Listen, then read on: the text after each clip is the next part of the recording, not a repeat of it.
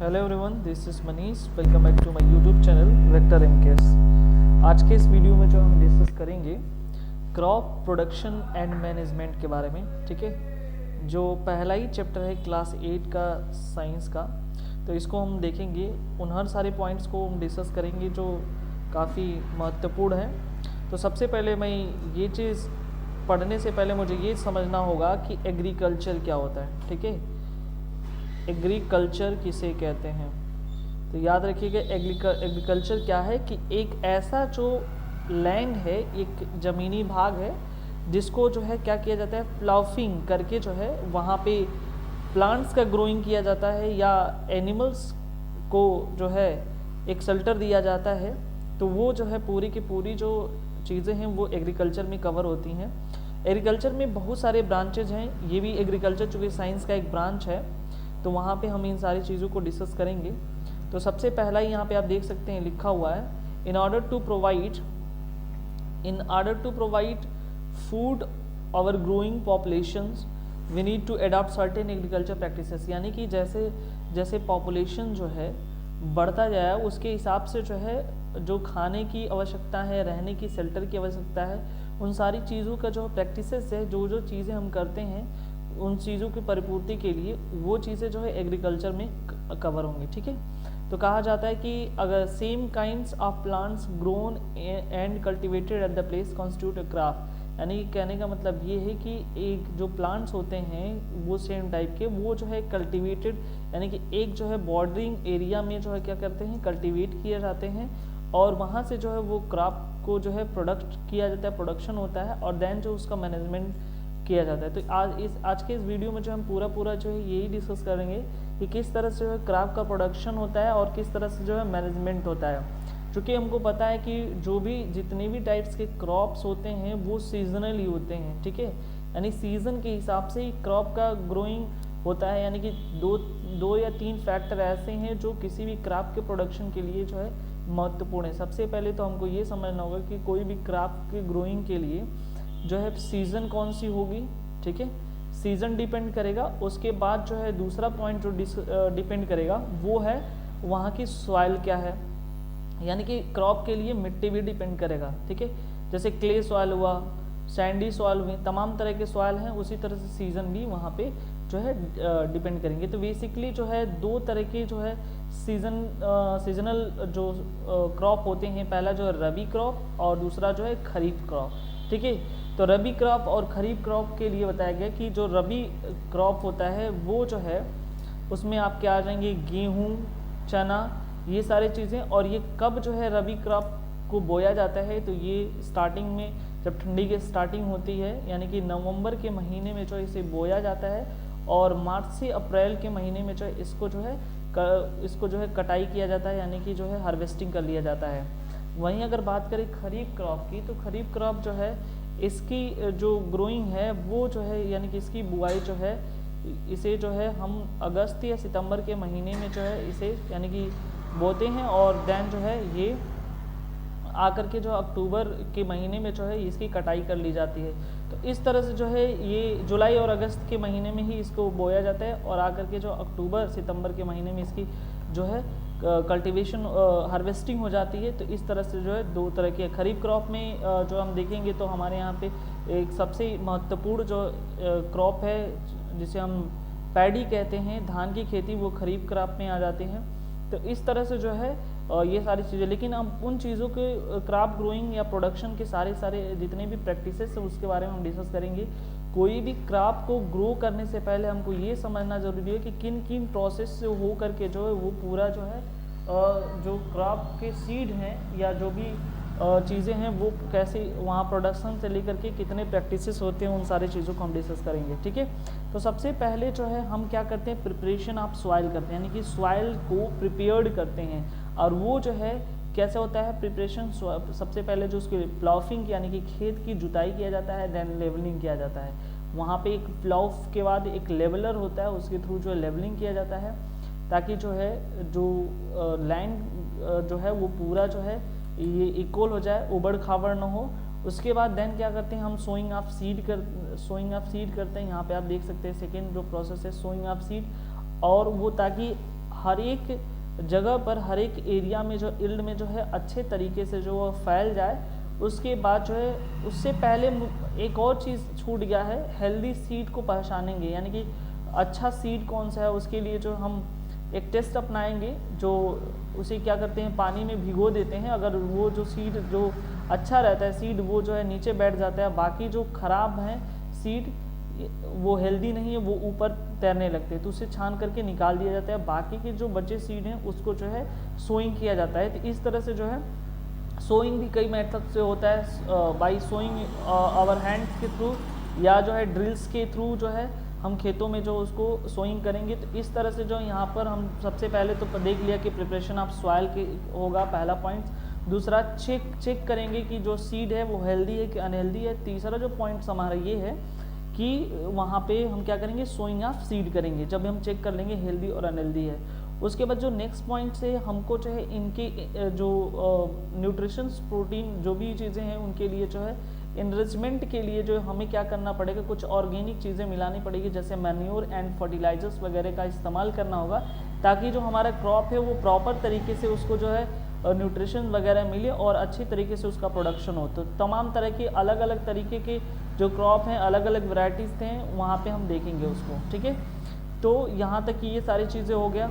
उसके बाद जब भी खेतों में ये हो जाता है तो सोइंग करने के बाद जो है मैनूरिंग वगैरह करने के बाद तो फिर नेक्स्ट जो है आती है पॉइंट जो है इरिगेशन की, ठीक है, सिंचाई की बात आती है। सिंचाई के दौरान जो है दो तरह के मेथड्स बताए गए हैं, एक जो है ट्रेडिशनल मेथड है, दूसरा मॉडर्न मेथड है।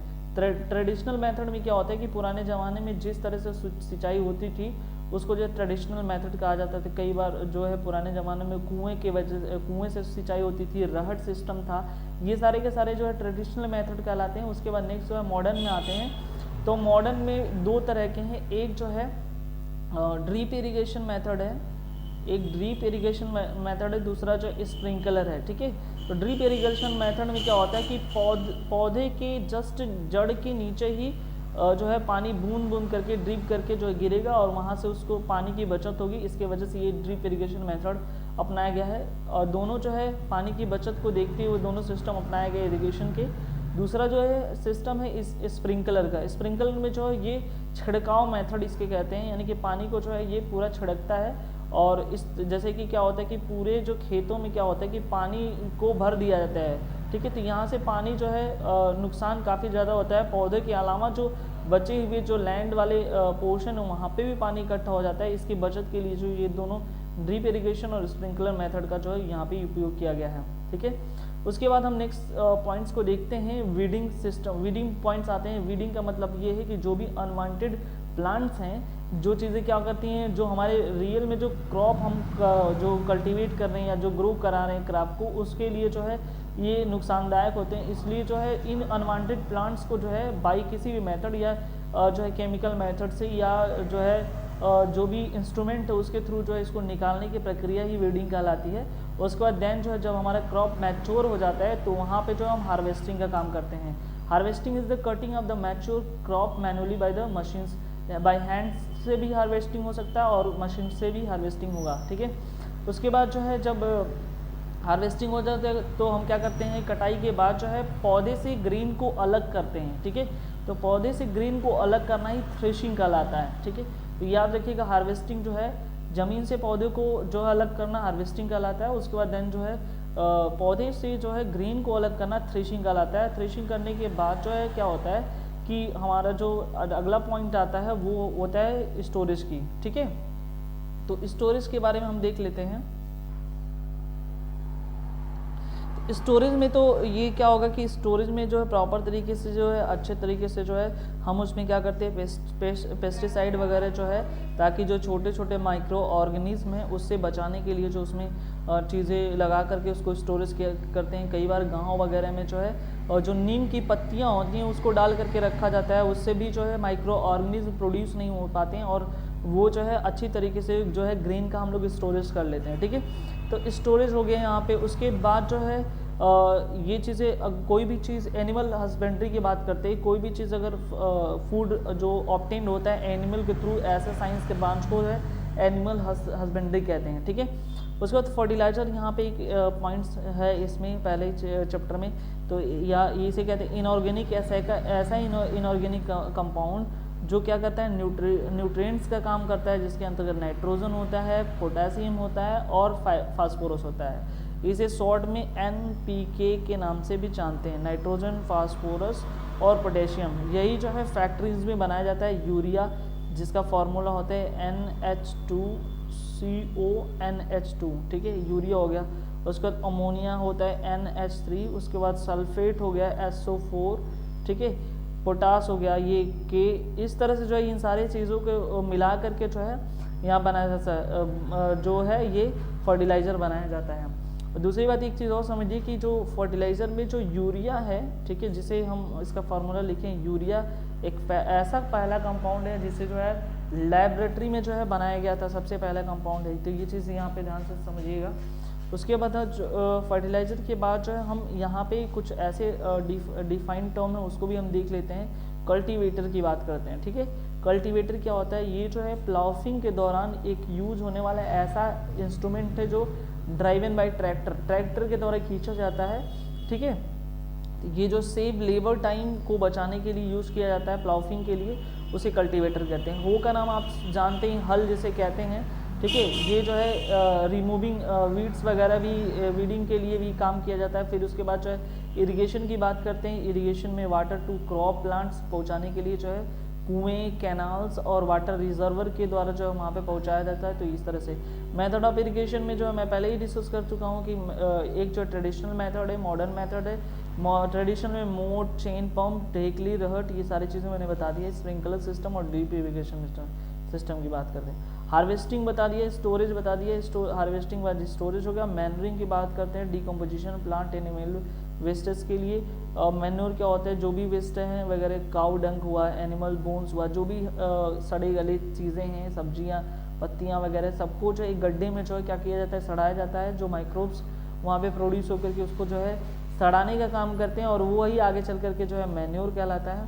इस तरह से जो हम वहाँ पे चीज़ें को देख लेते हैं। तो ये चीज़ होगी। उसके बाद दोस्तों एक और पॉइंट्स यहाँ पे हम छूट जा रहा है, जिसे हम डिस्कस कर लेते हैं, हॉर्टिकल्चर, ठीक है। हॉर्टिकल्चर क्या होता है उसको देख लेते हैं। हॉर्टिकल्चर जो है दो वर्ड से मिलके बना है, हॉर्टी और कल्चर। हॉर्टी मीन्स होता है गार्डन, ठीक है, गार्डन, और कल्चर मीन्स होता है कल्टीवेशन, यानी कि horticulture is the branch of agriculture, ठीक है, is the science of growing vegetable, fruits and ornamental plants.